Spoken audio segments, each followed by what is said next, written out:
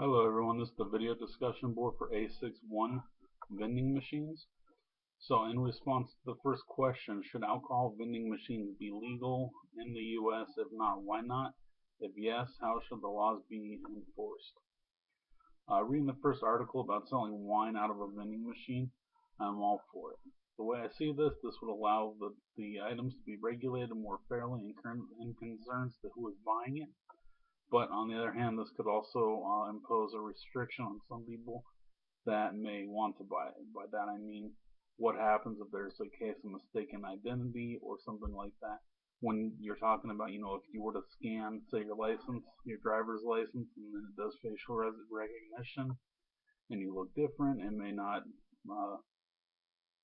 not work for him. On the plus side, the human element would be taken out of the situation as well. There have been far too many times I've seen friends buying beer for friends, stuff of that nature. That's something that can always happen. The opposition that I could see coming from this would be the argument that this would make it easier for underage people to get alcohol. But in all fairness, it's really not that hard for underage kids to get alcohol as it is. How could this be enforced? One of the easiest ways I can think of is putting a barcode scanner on the vending machine and scanning the barcode on the back of the ID. If they wanted to go even further, they could put a camera on the machine and implement facial recognition software. Washington has passed the law legalizing marijuana.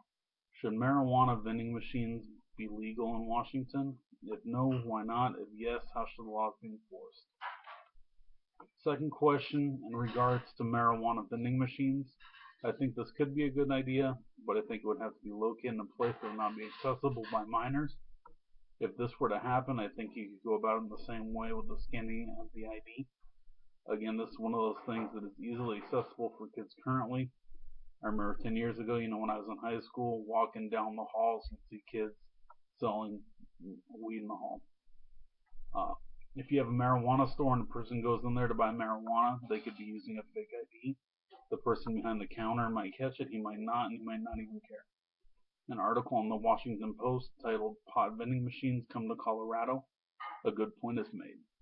As far as marijuana stores go, the machines largely eliminate human error. But at the same time, you could find ways to trick those machines. Should tobacco cigarettes be sold in vending machines again in the US? The last part of the question, should cigarettes be sold in vending machines? Just like they used to be sold in vending machines at bowling alleys and whatnot. Just as is the case with the other two, if someone wants to get cigarettes, they won't have a problem getting cigarettes. One of the benefits I could see coming from this would be a drop in theft. If stores are getting robbed for cigarettes, like my wife frequently does, I know they can't be the only one. That store, my wife's store, is not the only one that gets robbed for cigarettes. You take these things out of employees' hands, would it be possible for them to be robbed? As far as the defense, this was a little more difficult to come up with, seeing as how they have reduced the numbers lately. I did find an article at the University of California, San Francisco website titled "Marijuana Shown to Be Less Damaging to Lungs Than Tobacco." I've heard for as long as I can remember that, back when we were being taught DARE and stuff in school, marijuana was just as bad as tobacco, if not worse.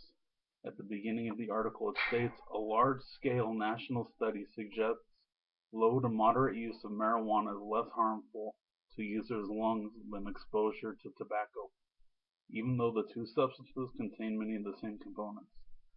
The point that I took away from this, the conclusion I came to, the amount of cigarettes that one smokes could be causing this.